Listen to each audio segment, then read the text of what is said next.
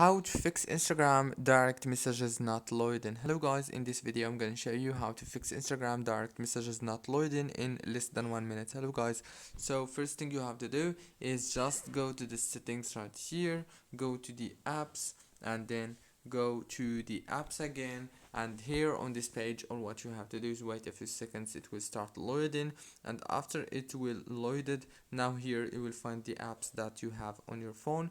Go to Instagram, and here all what you have to do is go to the notifications management of the app, scroll down until you find more settings down here and go to it, and after you click on it, it will take you directly to the Instagram. Make sure to disable this option right here, make sure that it's disabled, and after that go to the settings again, go to the apps again, apps, and go to Instagram. Where is it? Here you go. Now click on force stop, click on storage, click on this clear data right here.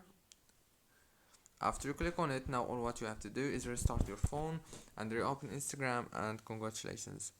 Don't forget to like, subscribe. Thank you for watching.